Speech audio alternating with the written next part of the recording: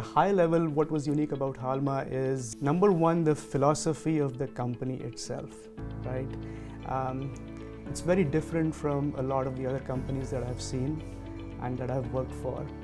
And the ability to manage 50 or 48 different businesses distributed across the world by still giving a lot of autonomy to the business, the ability to bring the best out of a business, the ability to help a business retain its core while still helping it grow. Or what Halma provided me was that environment to do what I wanted to do. Again, I go back to, I love the autonomy. You have to want that responsibility, and Halma gives it to you. We just had a biannual group meeting of our senior management, our top 250 managers across the group in San Diego. And the key theme there was digital disruption, digital innovation, digital strategy, how to think differently about your business. So what we do at the group level is expose people to thinking, expose them to ideas, give them tools, start to talk about how to use those tools, and help put people together who want to work together to do that. So I think across the board now, all our businesses are starting to think, okay, how do I move from being a maker of widgets to a manager of data?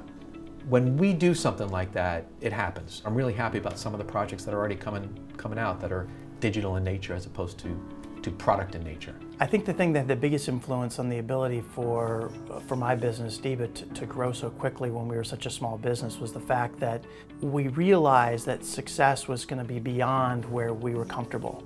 So it was recognizing that while most of our customers and our core business was in the United States, we hadn't really tapped into the opportunities in Europe and Asia.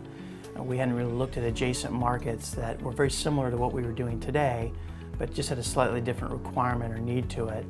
And it was around finding partners in those new places around the world in a way that we couldn't have done by ourselves, but through the benefit of the larger group of Halma and sharing resources among small companies. It was about, in the beginning, dipping your toe in and then seeing what you think might be opportunities that we can capture and then diving in.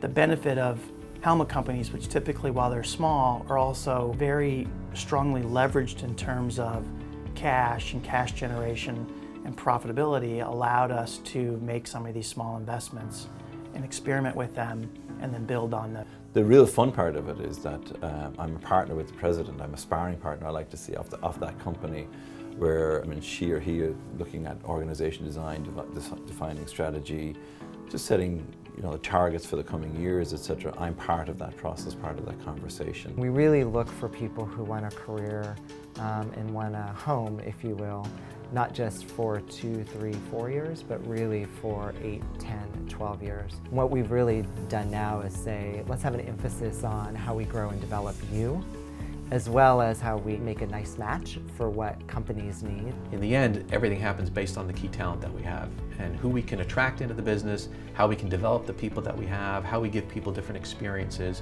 and really develop and manage the talent base that we have.